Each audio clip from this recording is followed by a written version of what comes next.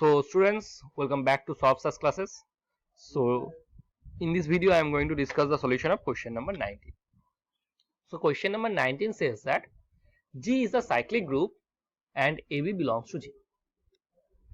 There does not exist any x belongs to G such that x square is equal to A. Also, there does not exist any y belongs to G such that y square is equal to B. Then their option says that, first option says that there exists an element G belongs to G such that G square is equal to AB.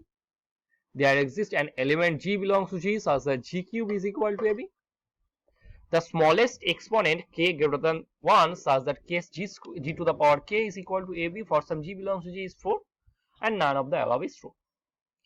So it is known to us that G is a cyclic group, right? Let's start the solution. So as G is a cyclic group, let me consider the generator of G. I am considering the generator of G to be some M. So I am writing this G is generated by the element M, right? Now A belongs to G. It means A belongs to cyclic group generated by M. So A is equal to M to the power K. Now, right? Now what can you say about K? I am claiming that this K is odd. Claim K is odd. Now if K is even, if not, then K is even. So I can write K is equal to 2n for some n, right?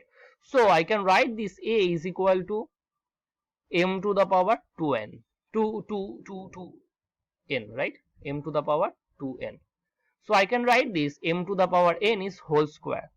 Now as m belongs to G, then m to the power n belongs to G. So I can write this m to the power n is equal to G1. This belongs to G. So I can write this A is equal to G square for some G belongs to G. But it is given that there does not exist any x belongs to G such that x square is equal to A. But we have found a G belongs to G such that G square is equal to A, which is a contradiction. Is a contradiction. So I can say that K is a odd number, right? Again, B belongs to G with, then B can be written as some m to the power k1 for some k1. Now again it is given that there does not exist any y belongs to G such that y square is equal to B. So by similar argument I can claim that this k1 is again odd, right? Now you can see that all the options are regarding AB, right? So let's start with AB.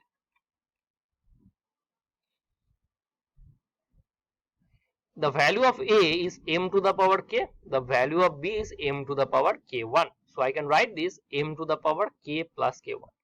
Now as both k and k1 are odd, okay, so as k and k1 are odd, so I can say that k plus k1 is even. As we know that sum of two odd numbers is an even number, so I can write this k plus k1 as k plus k1 is equal to 2 times of k2 for some k2,